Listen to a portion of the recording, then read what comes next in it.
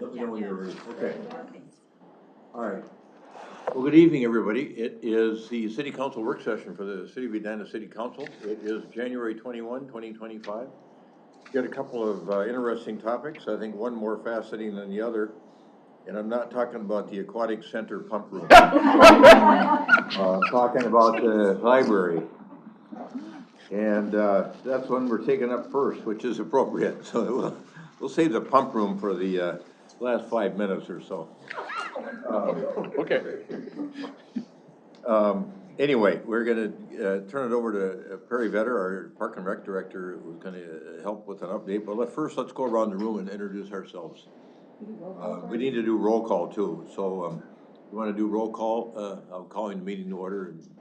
Councilmember Agnew? Here. Councilmember Jackson? Here. Councilmember Pierce? Here. Here. Here.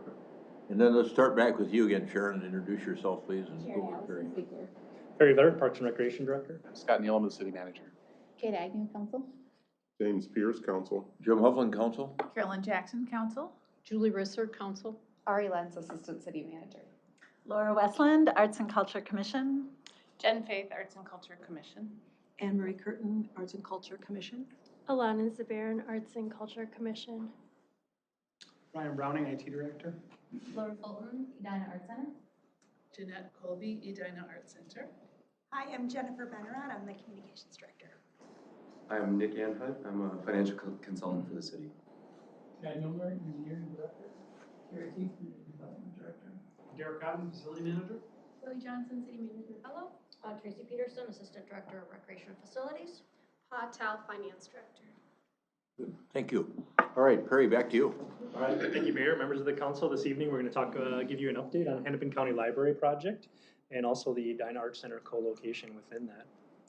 I always joke that if it's been longer than 30 days, we need to remind you. So just a brief bit of history on how we kind of got to this point. The history of the Edina Art Center. So most of you know, some may not, is that Lee and Ross Miller built a home in 1948 and lived there until they sold the property to the city of Edina in 1976. Shortly thereafter, the Edina Art Center was opened within that home. In 1990 and 1997, 2 expansions were conducted. And then ever since 2007, we've been in a study and report on the Edina Art Center with several planning efforts. None of them have moved forward. I'll kind of skip ahead, but we'll kind of get back to some of these more recent dates here in a second. The City Council retreat in 2021, we kind of talked to you about a spectrum of options for the Art Center. And we really looked at it kind of in 6 kind of spaces that we could move forward in. All had positives, all had some drawbacks. The first was just art as a program, and that's currently because of the facility condition of where Laura and Jeanette and team are operating now. And that's really just programmatic sense of art. We looked at adding a pottery-only space. We looked at art in a commercial zone. We looked at 50th and France. We looked at near Centennial Lakes Park. We also looked art as an industrial area. We looked at areas near the bus garage and throughout the community in the industrial zones. We also studied the Art Center renovation and kind of eliminated that out. One area we did not really spend a lot of time in 2021 is where we are today, is kind of art as a consortium, and that's with another partner. Initially, we kind of looked at art as a partner with another arts type organization, not necessarily co-locating within a library. Some of the most recent Art Center studies in 2019, upon arriving, we really looked at the Art Center from an architectural building code standpoint and really looked at those deficiencies in its current facility, primarily the pottery area. The Art Center does operate programs and classes there currently. However, it's only on the first floor. We did not use the lower level pottery area. That was primarily the most deficiencies were. And we also did not have ADA access to the mezzanine or the basement as well. So that kind of allowed us to actually still function there, but it's really just pre-registered programs. In 2021 is when that kind of reopened based on the COVID-19 pandemic that we were shut down for.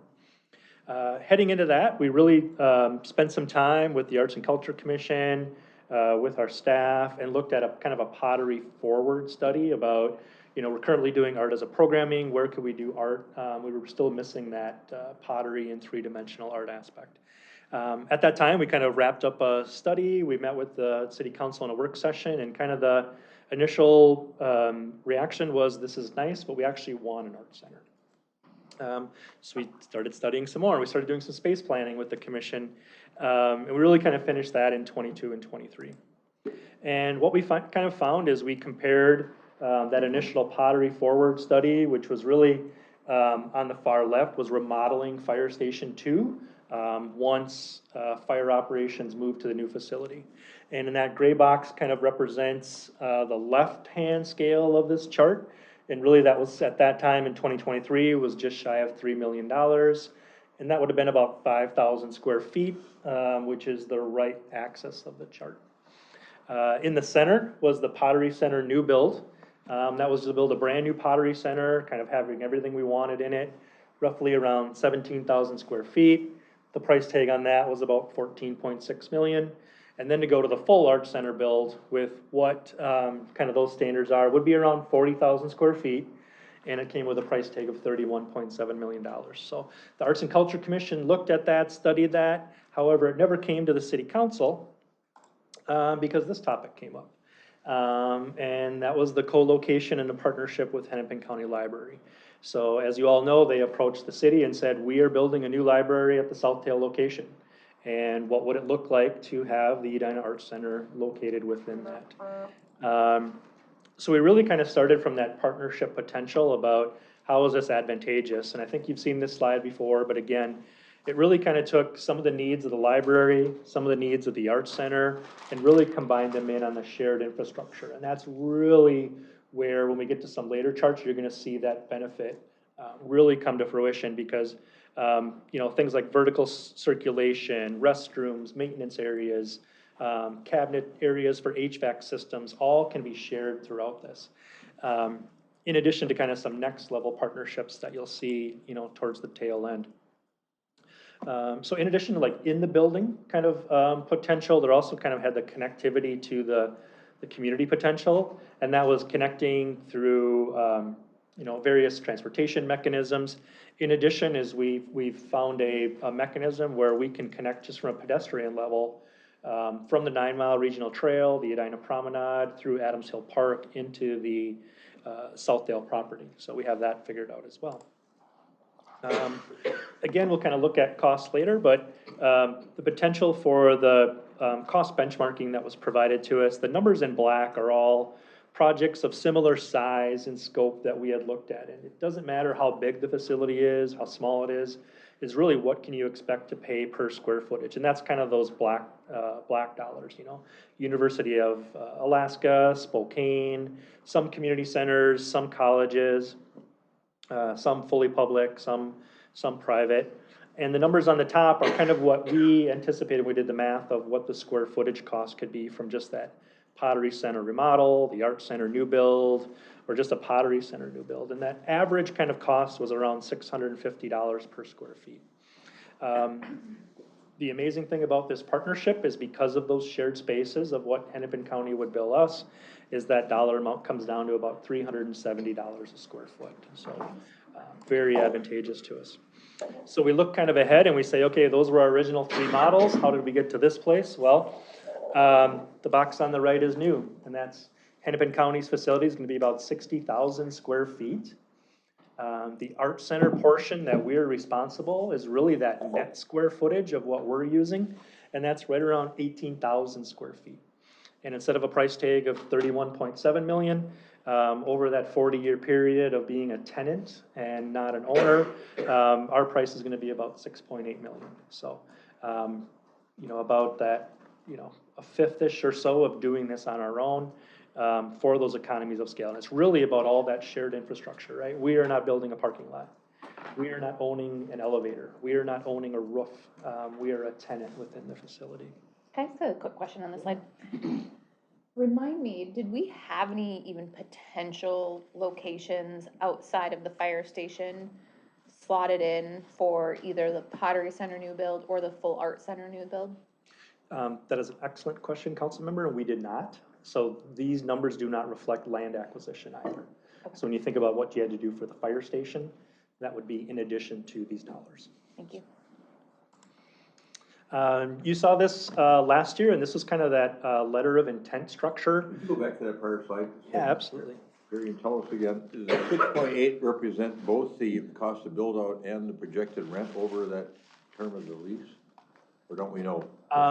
It would include the tenant rent payment, non-operating. Okay. So it would be the payments we make to be a tenant within the library. But how about the capital improvements we'd have to make in that, in the raw space? It does not include that in here. Doesn't include that, okay. Over what time frame? The current structure is we would have a initial 20-year lease with 2 10-year options of renewal. And so the 6 million is the 20 years? It would be over 40. It's 40, okay. Thank you. So just a reminder, we entered into a letter of intent, an LOI with Hennepin County over the summer, and really just kind of went down these items. Really, the parcel ownership remains with Hennepin County. We do not have any, outside of an agreement that we establish, interest in the property. They would be a full owner of the building. They would be responsible for all capital infrastructure related to that building and the surrounding area. We would just be a tenant. They are the primary designer of that building from an architectural standpoint. Our staff, Jeanette, Laura, and Tracy, have had an inordinate amount of input into what our space looks like and actually have been giving feedback related to just the building itself and the grounds and how they would be the primary operating as a building tenant. Our annual fee for that would be, in the LOI, was projected at $92,000 a year. Building operations, we kind of have a similar county over at the Grandview Library. We do that annually as well. Different ownership structure, but similar true-up on operatings would be the same. And then as far as the building common and shared spaces, you'll see a little bit about that as well. Anything common or shared, they would be the primary operator of that, and the city of Edina would have access to it. Same thing with the green space on the exterior side of things. We're still working through. We expect to have that finalized this summer over the responsibilities of the exterior. They have a massive floodplain stormwater system that they need to be required to put into that place. Things like that would be 100% theirs. Some of the green space that we would use for outdoor education will probably have some sort of a shared aspect to it.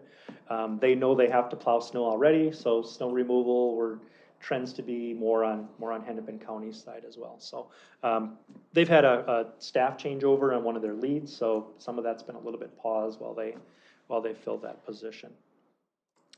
Hennepin County currently, if you've been to some of their meetings recently, they are moving through design development right now, preparing construction documents. The library itself is actually closed now. They're beginning what I would call like a deconstruction process where they're starting from the inside out of removing all the things that they have within that. And then they are looking forward to construction and move-in. I know they still have some land use approvals that are necessary, but as I was warning you tonight, I'm just going to wear the Parks and Recreation hat, and we'll leave land use to Carrie and the Planning Commission and you as the City Council on what those approvals necessarily be. But eventually construction, they are targeting a move-in and opening right around that third quarter of 2027 to kind of give you an idea of where we are in this process. Tracy and team have been working with web management, and that's really kind of the next phase for us. We did a lot of work early on space needs, amenity needs, planning for what it would look like. This is really where we are on the program analysis, facility management, staffing analysis. So we're working on that now to develop what that looks like. Web management is going to help us put together like a 5-year pro forma as well when we finish that thing. Really just kind of what are we going to do from programming to staffing to how we operate as an arts center going forward. We also described a little bit of community engagement when we first started this project. And that's really kind of a tricky piece because we are not an owner. We're gonna be a tenant, so that was a little bit limiting for us. Staff has been at all of the Hennepin County engagement meetings, always having an Arts Center presence. The Arts and Culture Commission, I can't thank them enough. Current members and even prior members, we've often always reflected on what would Kathy Amlaw think of where we are today. You know, she recently passed away. She was a huge lead on doing these tours and gathering that perspective. So the commission's really brought the community perspective as a commission and as users of how they would use the space. We have a Better Together Edina site. Be Heard Hennepin County is also gathering that. And really, staff has gone through, you know, community input, focus group interviews, touching base with about 40 community members, and we've gathered some online surveys on some of these facets as well, and that's generated about 370 plus responses. So, are you jumping in next, or am I keep going? Keep going? Okay. A couple of visuals that Hennepin County has provided to us. Just so you know, they did go through a value engineering process on Hennepin County library project here, and that has changed a little bit about what the libraries looked at from an overall footprint and how things are happening. I know they'll do more on the land use side, but these are just some of the representative graphics that they've provided to us. So this would be a perspective of looking on the south property line to the north, kind of over that stormwater system that they have to include. Again, kind of that same perspective. These are renderings of the second floor, primarily where the Arts Center amenities will be. It's not going to be all white, just the way the renderings came out. It was easier from a modeling perspective, so expect more from a branding standpoint and what you're looking at. But really, the picture on the left will make a little more sense when we get to a couple of further graphics, is that the center of the second floor will be open to the library below. You'll have a walkway to get over to the Arts Center. On the left photo, on the left side, you can see kind of a pane of glass. That's representative of the right photo, which is an outdoor patio terrace. That's, again, one of the benefits is these are Hennepin County spaces that we get to appreciate and take advantage of. So they will have an outdoor rooftop patio, kind of a terrace piece out there. Again, just kind of with respect to furniture, fixtures, and equipment, do they buy all that then, or do we have to? For anything in the common area, they will purchase. Okay. We will just have to furnish the Arts Center We'll spaces. do our own. And then in terms of leasehold build out, to get it the way we want it to look, and that 18,000 plus square feet, do we have a sense of what that range of cost might be per square foot to do that work we want to do? I believe it's just the furniture and fixtures and equipment we had in the CIP, right? And it's like 800,000? 800,000? Right. On top of the 6.8 million over 40? Right. Okay.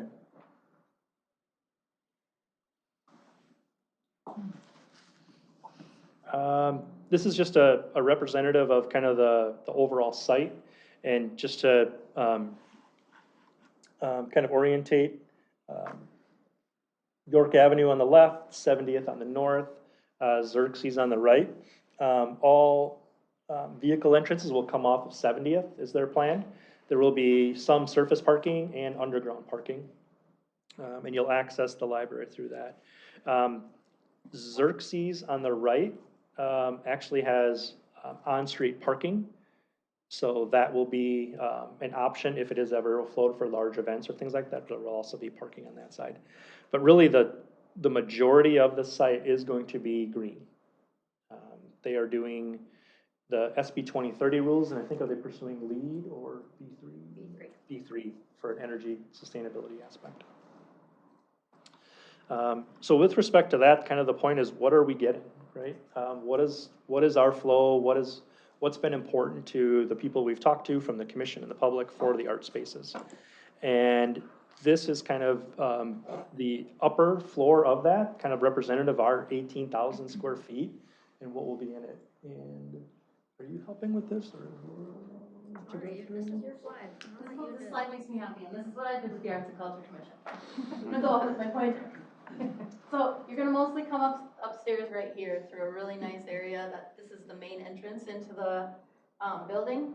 Admin is gonna be all located over here with a few offices. But when you come up the stairs, you'll be greeted by our reception space here. If you're taking a class, there'll be a screen that then directs you to whichever classroom you're going into. If you're not here for a class and you just want to come down and enjoy the gallery space or walk down through here, there'll be an area to come in. This will all be glass and you can see all the different stuff in the gallery. We'll also have a gift shop available for people to do their shopping. There's a door right here so that in the winter when we have our holiday gift shop open, we can have this whole space as a gift shop area. And then there'll also be a gathering space for where our campers will have their lunch, where we'll do some birthday parties potentially, but this whole space will be open for food and drink. And then if you come in through here, there's a secure area that'll be open during the day when we have people at the reception. But we'll have a maker's space, which will be where we'll do a lot of different kind of STEM classes, as well as all of the different kinds of arts and 3D printing. There'll be a storage area, a locker space for our clay folks, and then we have two studios, a large studio and a small or a medium studio with storage in between and different utilities to store their art. And then over here, we wanted to keep all the pottery together. So there'll be a wheel room here, a wheel room here. These will each hold up to, I believe, 12 people per class. A hand building station that will be up to between 12 to 16 people. A mixing room for our glazes, a spray booth, and then a space for the people who have already had their artwork created and in the kiln the first time. Will then go back out and have the glaze put on and paint all that stuff. And then another storage space. And then we're working to have an outdoor kiln room with a gas kiln and a soda kiln. And then inside there'll be five electric kilns for folks to use. So that's kind of the space upstairs. And then this room right here, this meeting room, will be a shared space with Hennepin County. It is owned by Hennepin County, but we'll be able to program that space when necessary as well. So I think I covered it all. And that's on the second floor. And this is all on the second floor. And the outdoor kilns are on the second floor as well. There's like an elevation grade coming off of the east side of the building. Initially, we were worried that early plans, the outdoor kilns would be on the first floor and we'd be going back and forth. But the grades work out where that'll be on the second floor. And then as mentioned, the meeting room is Hennepin County owned, but we would have access to it. So it'd be a perfect location for us. You know, we do things like author's studio and things of that nature, that this would be an additional programming space for us as well. Remind me, if somebody wants to go out on the terrace and have lunch or just have a beverage, down on the first floor, was there like a little cafeteria or? There's no, Hennepin County is moving completely away from food and beverages, so no coffee shop or anything like that nature. But they do recognize that people do that. So you'd be able to, there are small seating areas on the main floor when you come in, but then this rooftop terrace would be only accessible from the second floor. But if somebody came in with a, you know, if Kate had that thing full of coffee or absolutely some other beverage, absolutely, she could take that up there with her. Mm-hmm. Yep. Thank you. Coffee or tea, I think is what you're saying, right? Okay. So really kind of from Imagine space of where we were just a couple of years ago and kind of the short list of what do we want to see in an art center, those wants really match up with this plan. There are only a few things that were on kind of the wish list that we aren't getting. Within that, one was a dedicated jewelry room, right? And just because of the limit on the number of classes we offer and kind of the expenses related to the ventilation of that, my understanding is we can still do jewelry classes here. We just won't have a dedicated space for it. The other was a changing room for models, for drawing classes. In the gender neutral restrooms, there are some lockers, so we would still be able to do that. We just wouldn't have a dedicated space for that. So it'll still work in the end. So that's actually a good question. Where are the bathrooms? Are they downstairs? There is bathrooms right here. Okay. 2 bathrooms in the classroom spaces, and then bathrooms over here, along with a bathroom that has an adult changing table. Okay. Careful. They have it, just not very small. The Arts and Culture Commission saw this in December.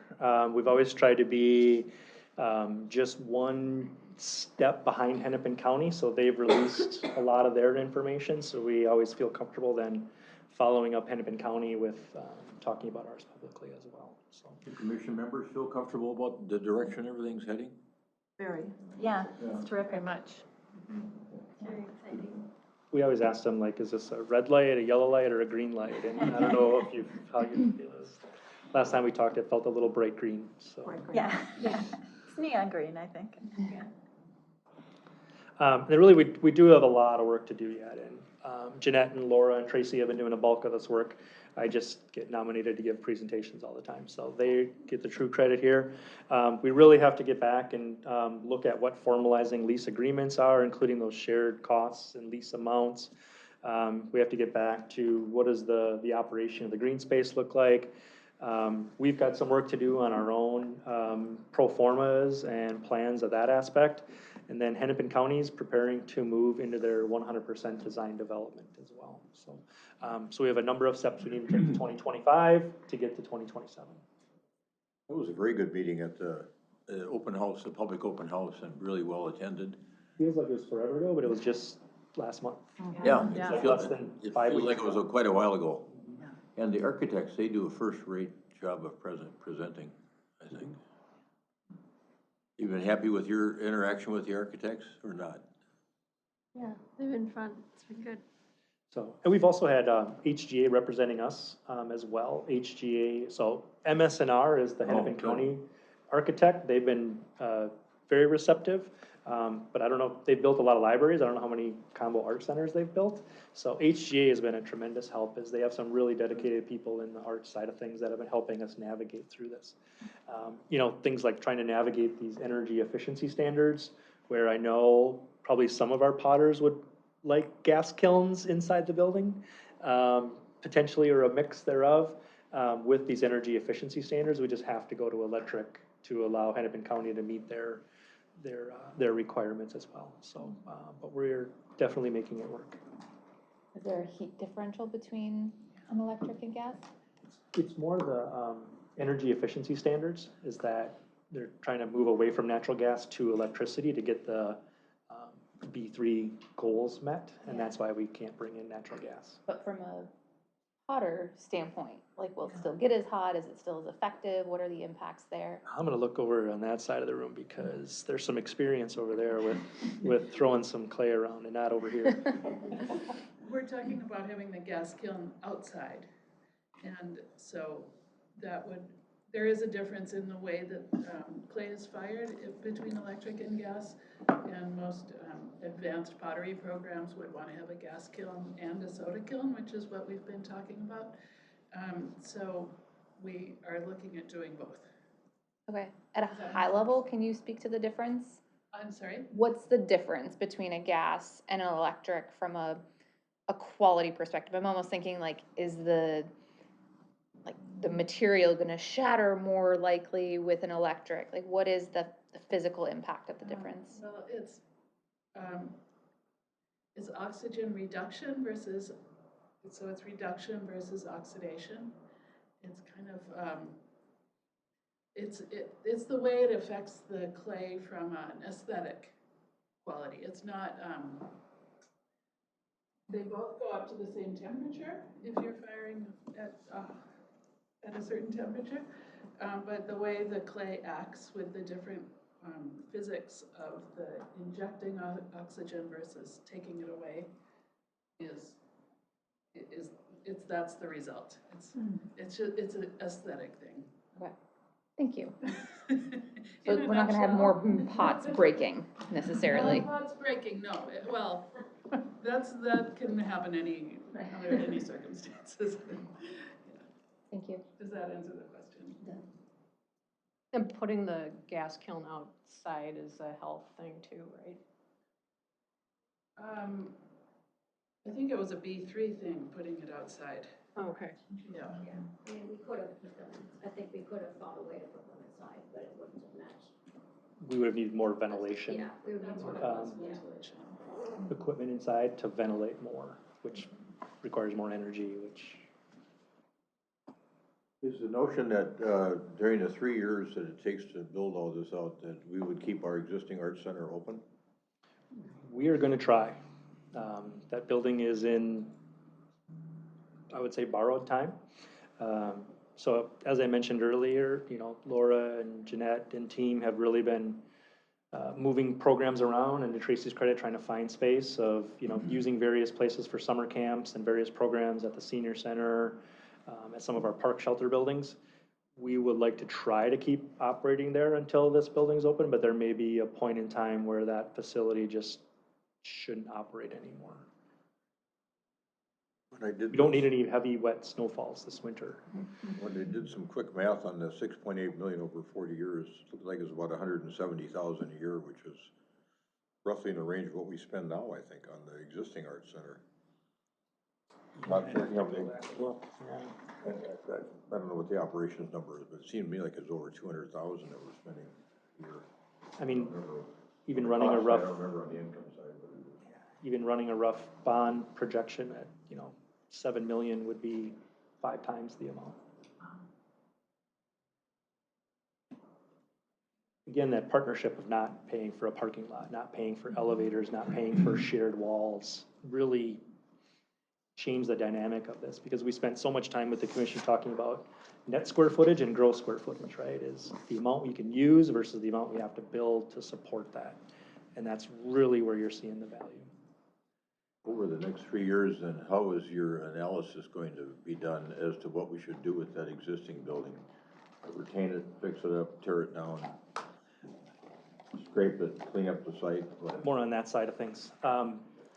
We did talk about doing a master plan for Roslyn Park and asking people about how they would want to use, you know, something in that location. I don't think it's feasible to fix that building. There's too many deficiencies with it for what you would have to do in input. I hope we can operate till we open this with arts programming there, but really I don't believe that building's salvageable, and I think we should take the time to ask the public about how they want to use Roslyn Park and how this area can kind of help interconnect. It doesn't mean there couldn't be some sort of smaller facility there in the future, but it's this, I mean, built in 1948, you can see it. I mean, personal opinion, I'd be leaning towards the notion of scraping it, clean up the site, have it all naturalized, have it be part of the park until we decide, until people tell us what they want to do with it. Correct. We wouldn't need people to tell us what we want to do to deconstruct that building. We could deconstruct it, make it the area stable and safe, and let it be a park until we can find a higher and better use. I think you'd also get a better sight line along that ridge line that sits on to see what's possible there.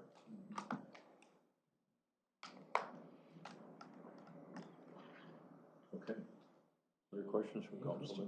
Comments, or how about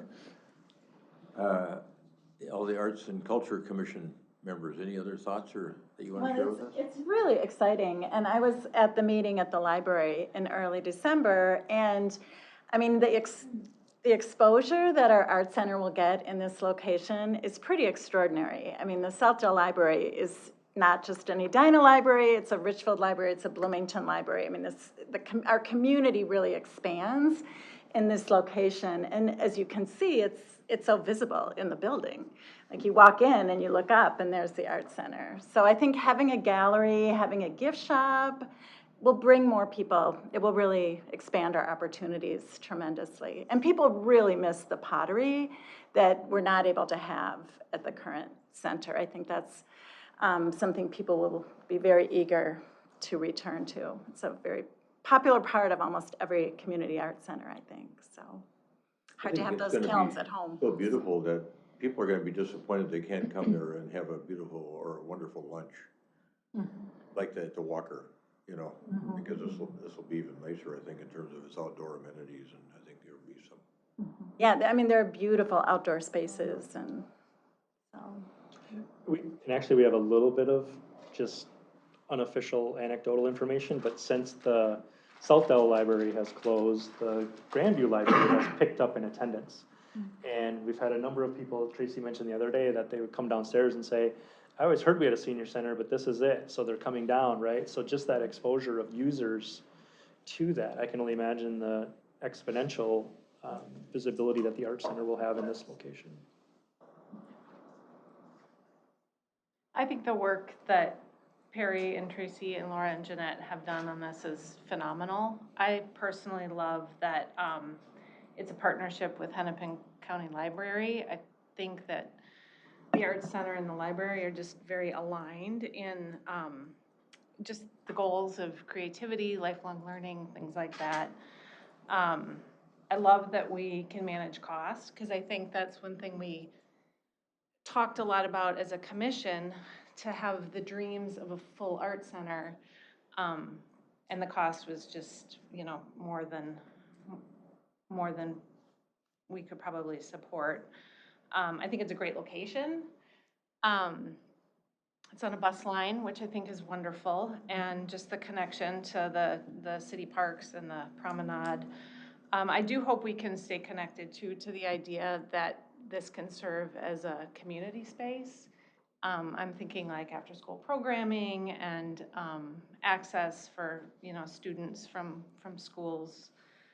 My only question at this point is really just around how we implement this new vision on an ongoing basis. I think, I'm thinking about the operating budget and including programming and operations and what sort of revenue model would be needed. And I think there are a lot of options in that, you know, we could explore as a community, because I think building something like this deserves to have a revenue model that can sustain it over time. Yeah, that would be nice.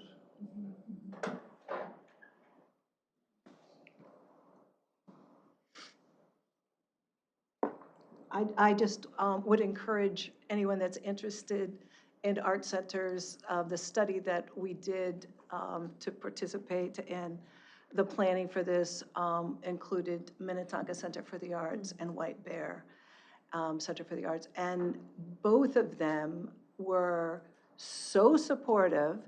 They have said, you know, they'll do anything for Edina because they want to grow the art community. There was absolutely zero, like, oh, that's, you know, our data, or, I mean, it was like wide open. The arts community wants this desperately, I mean, metro-wide. So if you're interested in having a tour of either one of those facilities and to kind of catch the fever, I would be happy to go with you and take you to those facilities and catch the fever of what it means to be running an art center and knowing that they've gotten a lot of the flow from when Edina closed the pottery. And they are so excited about growing the community, like in Edina, you know. So I think it's very exciting for Edina's like brand. I think this will be huge for quality of life and the accessibility that we're bringing to the arts. I think it's really moving it from like kind of a fine arts, because it was kind of remote and not as accessible, into a community arts center. And I think that's a big shift, and I think something we should be really proud of.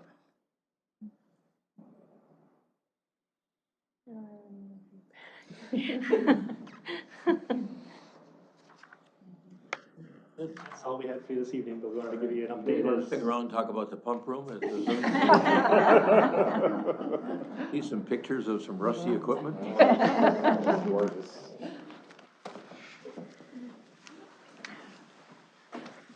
We understand if you don't want to. We appreciate it very much. Thanks, everybody. Thanks for your service, too. Yeah, thank you.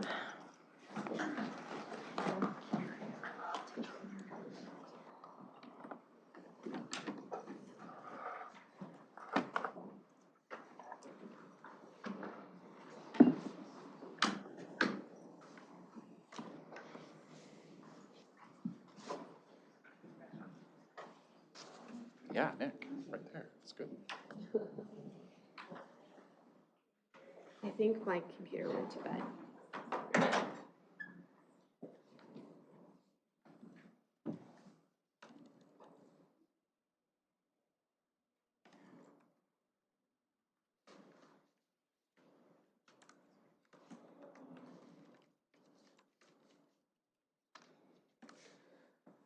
Okay.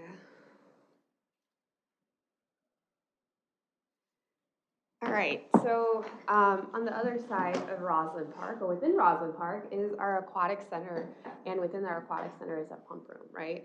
And so I will open up and say that tonight here with us is Derek, oh gosh, I am blanking out, I'm horrible. Derek, Perry, Nick, and Ari, we're all here. If you guys have any questions, there's going to be some slides that Derek and I will be going back and forth on, but we need to take a look at what is the future of the aquatic center in terms of repairs or permanent repairs we have to do.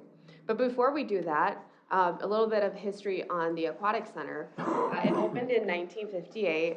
It offers opportunities for recreation in and around the water controlled environment. Since the opening of the aquatic center, the city has added a 5-line, 50-meter pool, 0-depth entry pool, a shipwreck express zip line, and a 207-foot body slide with a 300-foot tube slide and a flow rider. As well as outside of the aquatic center, there is the forest playground area. The aquatic center receives about 75,000 to 85,000 visitors annually in over just those 3 months that it's in operation. This is roughly about an average of 850 to 1,000 visitors per day. The center opened in 1958 and has gone through a variety of changes and renovations. Since then, there has been an evolution in building and pool code requirements. In 2021, the electrical project happened, and then staff has engaged with professional services to plan for upcoming repairs and projects. I'll go a little bit more into the fix done in 2021 later, but here's what we're talking about today. Yeah. So thank you, Bob. So I think we all toured this summer when we did an infrastructure tour, looking at buildings and facilities. This is just to kind of orientate everybody and refresh them. So you'll kind of see that structure that's in the lower part, or the middle of the picture, excuse me, below the shipwreck, is the pump room, electrical room. It houses all the mechanical, electrical equipment that operates the pools. And that includes the 0-depth entry pool, the plunge pool that's attached to the water slides and the water slide usage, as well as just the traditional pool that we have. So the flow rider stuff is in a separate room on the other side of the pools themselves. Pa kind of touched on this a little bit, but in 2021, we had a major electrical failure out there. We've highlighted the transformer because we wanted to talk about some of the stipulations that came from that failure. When we went through and started to suss through some of the issues that we had there, we found out that the type of system and power that is supplied to the aquatic center is old and antiquated. So we really had to kind of scramble to find parts and pieces that could go in there and do it. In doing so, we said, hey, look, we've got a bigger issue here because we can no longer get these pieces for the electrical equipment. We know we're on borrowed time at this stage. So we started engaging kind of with Excel and talking to them a little bit and said, look, can we, partner together on this project in some manner or form when ultimately the time comes. And so we looked at talking to them about what do we actually need. So we highlighted the transformer because that's one of the things that is really kind of predicating this repair. The second part of it you'll see there is the surge tank reservoir. So we'll kind of get into that a little bit here in a second, but as we start looking into current pool code requirements through the state for operating of it, we realize that the surge tanks that we currently have are undersized. So a surge tank basically is if you have your pool at max capacity, the water that's displaced from those bodies going into it has to go somewhere. Currently ours go into adequately undersized tanks, and then whatever doesn't get displaced goes down the drain, right? Straight into the city sanitary sewer lines. And then ultimately that water has to be made up, right? So you can't have a 6-inch depth change. So we're constantly putting clean water down the drain and then refilling it again, which is not only an I&I issue, as Perry has pointed out, but also it's a cost issue because we're constantly, changing chemicals and adding things to make the water balance out there. So those are a couple of kind of the things that are predicating it. And then the other thing we've realized is that, the pool house is itself and the pump room is itself was undersized originally, right? So I'm gonna walk through a couple of things here, and most of you guys have walked through this already as well, but to kind of take a look at it, this is a program that we'll bring up that's called a Matterport. It kind of gives you kind of a 3D view of what the actual building is. And we're not gonna spend a lot of time in here, but it's gonna kind of give you an idea of why we're talking about this now. So you can kind of see, this is the electrical panel I walked into, this is the entrance of the doorway there. But some of the issues that we've had with this space is it's really tight and cramped, right? So maintenance in this building is not easy to do. Operational challenges come with a space of this size from the caustic nature of the room not being able to be ventilated properly. That's led to some of this decay and rust and things like that. So we wanted to kind of, take you guys through this so you can kind of see in real time, some of the stuff that we're talking about here. You'll see these sand filters, some of the discharge pumps, things like that. These things were installed in 2016, right? That's not that long ago. That's 8 years ago at this point, 9 years ago at this point. They're already starting to show wear and tear. That all leads to the need to try and remove some of the environment from the building and talking about how do we achieve that. One of the things we can do is really it comes back to building a new structure that is attached to this that would, I'm trying to find the PowerPoint again, Palm, sorry, right here. There. That would serve all of our needs throughout the city. So we're here to kind of talk through that a little bit. I'm not going to spend a lot of time on the design portion of it, but I'm just going to kind of give you guys an overview of what we're looking at. But So Jared? Yep. If we make a bigger room, the decay will slow down, the rust and corrosion with more air and more space? We will be removing all that equipment to a larger space, which would allow us to adequately ventilate it. So yes, going forward, we would not see that extreme acceleration of decay or extreme acceleration of rust. So yes. Great, thank you. You're never going to remove it from the environment entirely because that's the nature of the pool. Okay. So that's part of the problem. These are just some of the significant issues we talked about a little bit before. Again, reviewing some of those things that we just kind of saw in the Matterport. But it's you can see this is that existing surge tank that we have. Very, very small. I mean, we're going to be quadrupling, if not larger for some of these things. And then we want to also talk about some of that decay that you're seeing, and you also saw in the Matterport screening of the gas-fired boilers as well as like just the fans. This is what is meant to remove the exhaust from that room.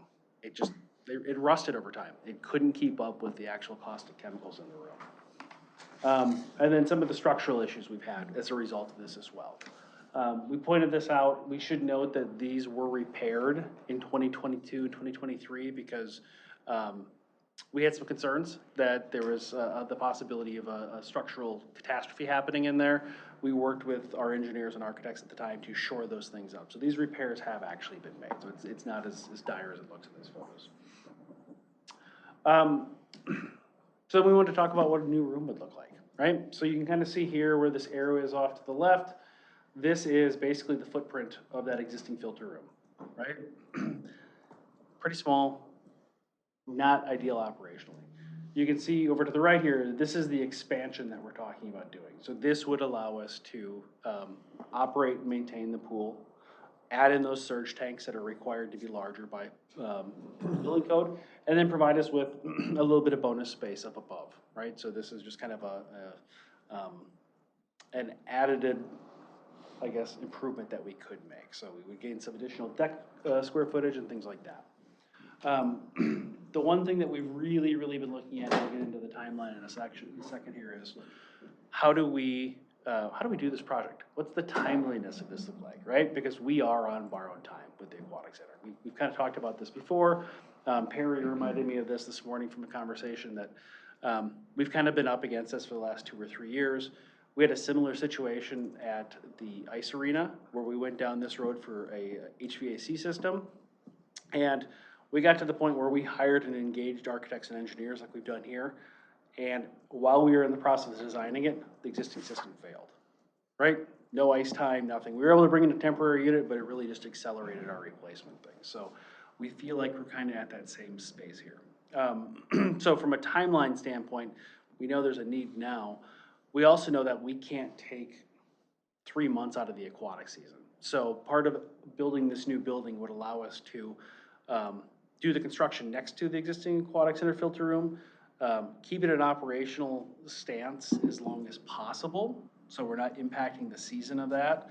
And then at some point, we're gonna have to come to a conclusion of like, okay, we're ready to turn this over, and then we would be able to flop systems over from one to the other. So we're trying to limit that amount of downtime as much as possible. Any questions about that? The layouts, any of the expansions and the needs for it? Okay.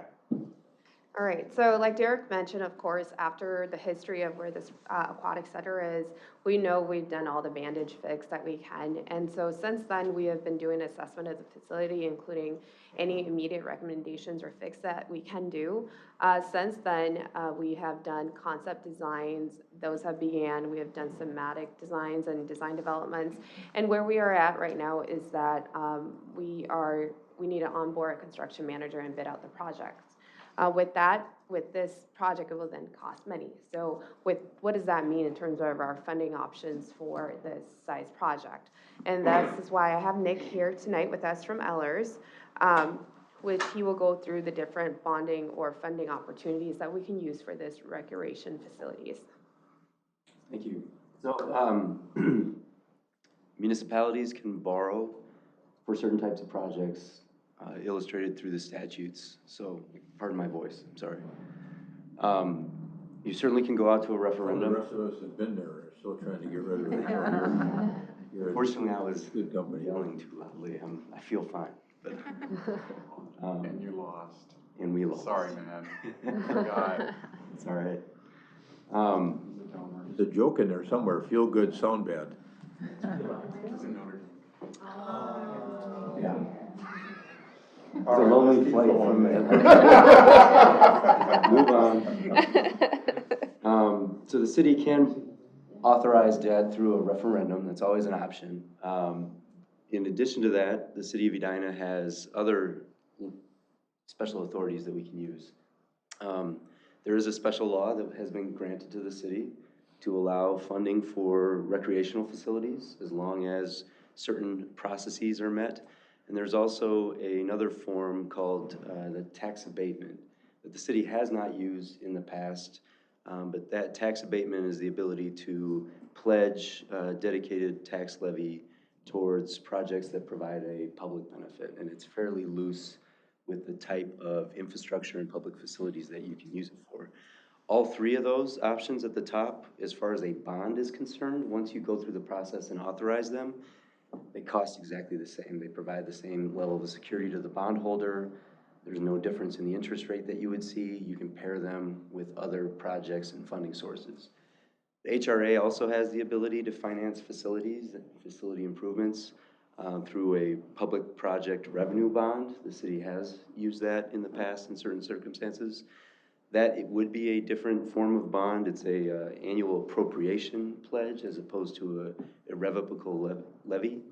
And so it does price slightly differently. It would be a little bit more expensive in terms of interest costs and transactional fees.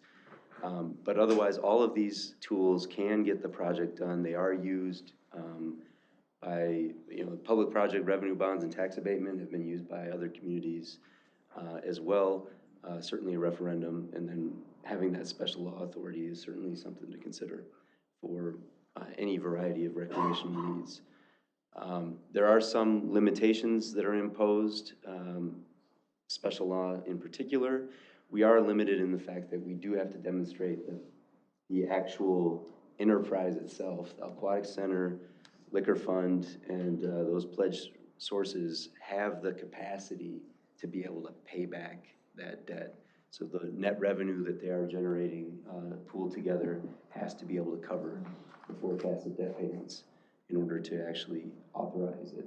With a referendum and tax abatement, you're instituting a new tax levy to pay for them. So you would be creating a new revenue source because you'd be adopting a new levy. But those are subject to the debt limit, and then abatement actually has its own special limitation, but when you look at the number, it's not a practical limitation for the city of this size. Next slide. Did it go?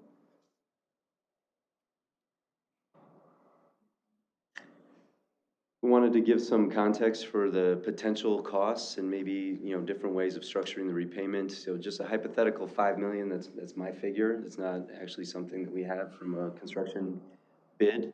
But just to get some context around that, if you repay that over a 10-year term, you should expect about $590,000 as your average debt service over that term, 3.36 rate. And it's about equivalent to just a less than a 1% levy increase, just for context. You could have every ability to stretch that repayment out a little bit longer. The trade-off there is more accrued interest over that time period, but not at a drastic change to the rate that you would be expecting in the marketplace. And all of these are assuming those three general obligation backed one. The public project revenue bond would be a AA rating, would be slightly higher, maybe a quarter of a point higher for these. There is some outstanding debt that the facility has been paying back. There's 2 more fiscal years, this year being one of them.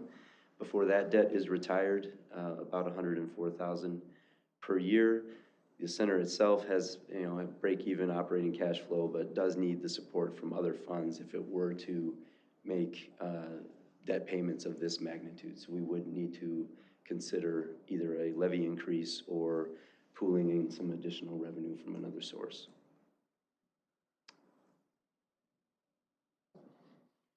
Just to recap the special law, so it has the ability, the council can authorize general obligation bonds for land, buildings, and equipment used for outdoor and indoor sport and recreational facilities, but they have to be payable from the revenues of those designated facilities, which can include the arena, the aquatic center, the golf course, as well as the municipal liquor operation. We do need to show that the historical revenues will provide the capacity to pay for that. And then each year, the city also is required to maintain a reserve, basically to set aside cash from those funds, from within those funds, that is the equivalent of the average annual debt service that's outstanding on any bonds that have been issued under this law. So it does provide some protection, and it does provide some motivation to continue to have those funds perform, which they have in the past, but wouldn't be something that we think you could bite off for this magnitude of a project right now without moving some things around within those enterprises. These are the various bonds that are outstanding right now that the city has utilized for a variety of different purposes. So you can see the biggest one, the golf course range in Part 3, as well as the significant renovation that occurred in 2015 to 2017. The arena has used this law for various improvements that have taken place over time. And then the aquatic center with the 2 years that are left outstanding. Next. So just to recap and bring it back to the different options, we wanted to just, not necessarily, I guess, get a definitive answer tonight, but just give you some of what we're thinking about, looking ahead. Again, we've got a lot of different options that we can utilize, but really the difference between the ones that are recommended would be, using the special law, we'd have to figure out another revenue solution within those funds. But we can use this tax abatement authority and authorize debt without a referendum for this project. The trade-off there being that we would expect that we'd have to pledge a levy towards its repayment. I'll add quick that referendum-wise, time-wise, with where the pump room's at, and we just wouldn't be able to get that passed in time to guarantee operations of the aquatic center throughout next season and even maybe this season. So that's the concern there, timing-wise, that we're kind of pushed into a position where that significantly limits that option. The HRA public project one, the feasibility side of that is, of course, we'll have to sell the pool, the aquatic center to the HRA.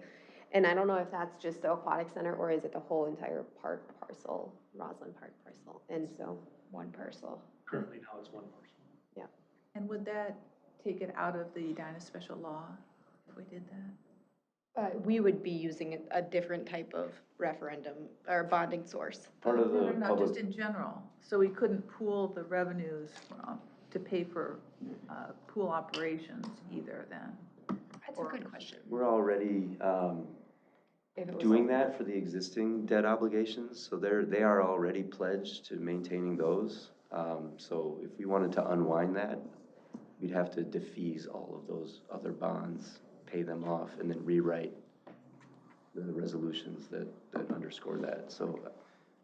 No, I'm just asking, if we do the HRA, do we have to do that kind of unwinding and everything? Or is it just six one way, half dozen the other?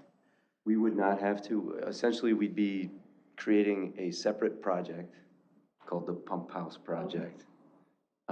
We'd maintain a separate fund within the city's accounts, between the HRA and the city. We'd have to be able to designate it as a standalone piece of real estate that we could sell to the HRA, and that the HRA could basically offer a bondholder a mortgage on as the additional security behind their bond. It gets a little complicated in that way. Kind of a subdivision of Roslyn Park. But it wouldn't impact the enterprise itself necessarily. It's not a great option. That option is the most complex option. Nightmare. So for option one, it sounds like technically probably feasible if there's a lot of reshuffling. Can you speak a little bit more to that? So we've got pooled revenues from the liquor fund, the golf fund, the arena, and the aquatic center. The aquatic center is kind of a break-even operation. The arena is a negative. Golf fund is doing very well. Liquor fund does well. But we've got, 5 or 6 other bond issues that they're already kind of sustaining and pledged to. If we're going to add on top of this, yes, some of this is falling off and it will create some capacity down the road, but without maybe refinancing some of these things and getting more creative about creating some more revenue within those funds, don't necessarily have the capacity to tackle this right now. Could in a couple of years, but that's going to be too late for the type of improvement we're talking about. So not feasible right now unless we can add more revenue. Nick, I don't think we've done a tax abatement deal here yet, have we? No, the city has not used that. Tax abatement can be used for quite a few different types of projects, facilities, public infrastructure, economic development. Eden Prairie did a tax abatement to fund their aquatic center. I think Minnetonka just had a fitness facility that they acquired. They used a tax abatement to authorize the debt to make that purchase. It is used quite a bit by a number of different cities across, and it can be used by the school district and the county as well. Nick, How was that structured? Oh, sorry. if we wanted to pursue that path, Nick would help us pick what parcel makes the most sense to abate a specific piece of property. And basically what we're doing is we're dedicating the taxes that property pays specifically to the revenue, to pay the revenue and pay the bond.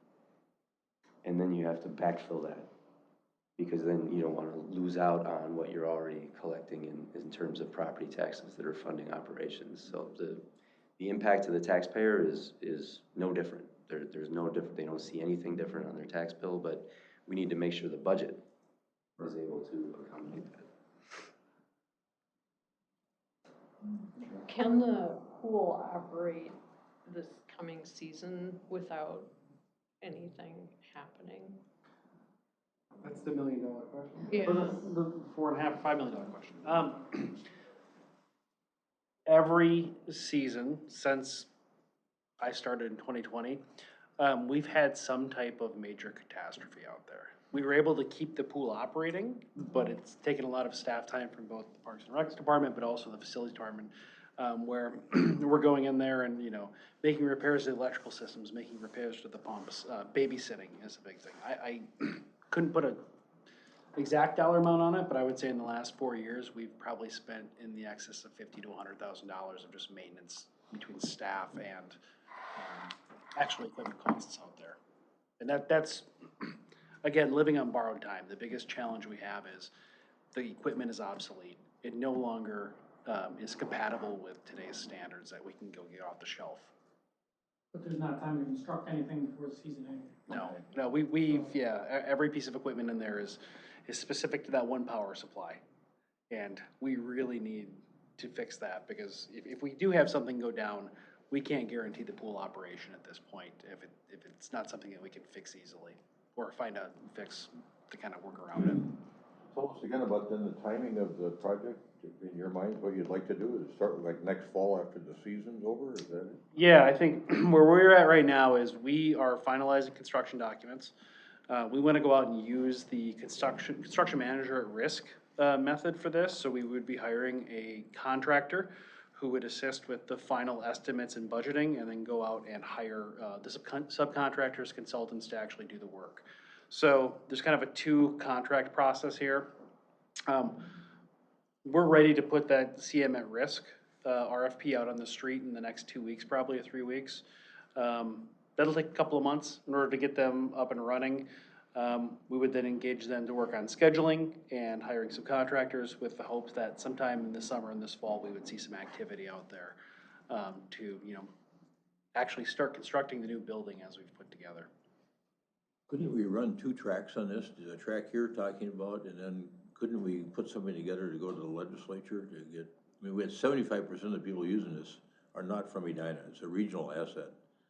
Why can't we go and try to get some bonding money? We can, and we are asking.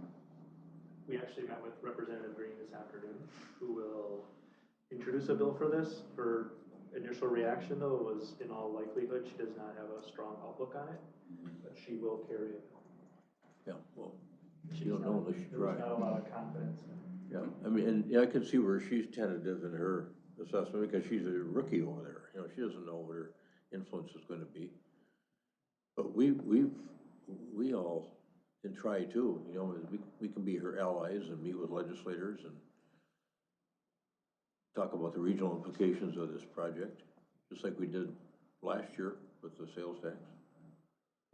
You're correct, Mayor. We roughly kind of project about a 70% non-resident use of the facility. 75,000 visits in a year is quite high. Yeah. We're on par with like the Luthean Water Park in Northeast Minneapolis. We're about 25 to 30,000 more visits a year than Richfield. We're probably 35 to 40,000 more visits a year than Crystal. I know Crystal did get some state bonding money a couple of years ago. They were allocated something, but just the reaction this afternoon was not a positive outlook. We can definitely run a parallel path of pursuing a bonding plan, so that regardless, we will have a plan, but also looking into if there's a possibility to get some state funds, even if it's just something. Did you ask her about the local option sales tax extension? I did not, based on your council discussion 2 weeks ago, as It's not on our, it's not part of our state legislative platform. I think we thought it would be hard to go back and ask right away again. This sure is another asset that fits into that category, being a regional asset. I bet this would meet that new statutory test that they have for local option sales tax. Well, we asked for the pool initially with the local option sales tax, didn't we? I think so. No? What was the third project? That was, Weber Woods, okay. But this and Centennial Lakes would more than qualify, I believe, for their new test. Let me clarify, we asked the legislature to give us authority for Weber Woods, and they said no. Right. Residents didn't say no to that. Right. Yeah. So if we go with the tax abatement, there'll be general obligation bonds. So if we get additional revenue coming in, as the old bonds are paid off, we can pledge that to pay these bonds as well. So maybe that deal could be structured to include that. But, This is all we prepared for you. Do you have any other questions? I would say the next step is, like Derek said, we'll go, once the CMAR, Construction Management at Risk, comes back with an estimate of the cost, they will present it to you guys like how they did for the fire station too.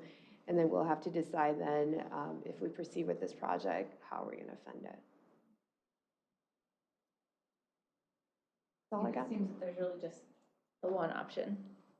I know that we're being presented with additional options, but it doesn't seem like the feasibility of one or two is really there. Potentially feasibility in the fourth, but maybe overly complicated with no additional benefit. That's fair to say. Yeah. I said this afternoon, this is kind of like your toolbox. These are your options. This is the tool that might be the most effective. Of course, if we sell. What kind of lead public time do you need works, on that, Nick? Say again, I'm sorry. What kind of lead time do you need on that option? So there is a necessary public hearing with a notice that needs to go out, and that notice needs to identify the actual abatement itself. So, you know, there's probably a 30-day lead time that we need to plan around when that discussion happens about making the project a go and getting that public hearing scheduled. And then at that point, the bonds can be issued at whatever time we think is most appropriate, and likely it would just get matched up with your other annual projects. Personally, this would be my third choice behind trying to get on a bonding bill, the end of bonding bill, try to get local option sales tax. We're not doing anything until next year anyway, and then tax abatement is a backup. No, Mayor, there is the ability that you could authorize the tax abatement, and then we could set it up like a temporary bond, like we've done at the fire station. The intent behind a temporary bond is you got a short, it's kind of construction financing. You've got a short window, you need to repay it within 2 to 3 years. It's set up within the statute to allow that, and then your pledge is that you're going to refinance that into the tax abatement after 3 years. That can give you some more time to pursue these other options if that's something that you wanted to do. Or we would just start paying back the tax abatement right away in a permanent financing. Is there a difference in interest rate? But similar to number 2, requires a ballot initiative, doesn't it? If we were to add something additional. Well, no, maybe not. If There's we some changes add it going on. into it being considered by the legislature this year, if they, Okay. Yeah. if they have a Yeah, legislature this year. We could use our spending authority without, I don't know if we still want to go back to the voters now, but we could extend our spending authority or just use it to its full capacity over that 19 years to give us enough money to do not only the projects we have in the queue, but this one too, I think. There would be plenty of money to do that. Yeah. It's coming in at $500,000 a month. 600 a month. 600 a month. Is that still in moratorium though, the lost provision stuff through 25? For other cities that don't have it. I I think that's important to recognize, to a though. vote. There's no way this problem gets solved without Probably our levy choice. impact. Yeah. So I know we talked about this quite a while ago, but we had kind of the 2 projects, the Horizon project, which was locker rooms, restrooms, concession, et cetera. That is not included in this, so it could be, we're thinking about a range of. Okay.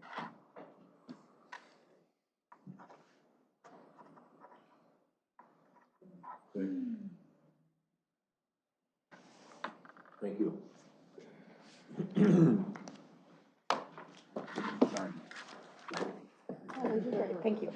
Screw it, man. It was a rough first half. It was a rough first half. It started out Sports strong. fan, are you guys Yeah. talking It about really football? did.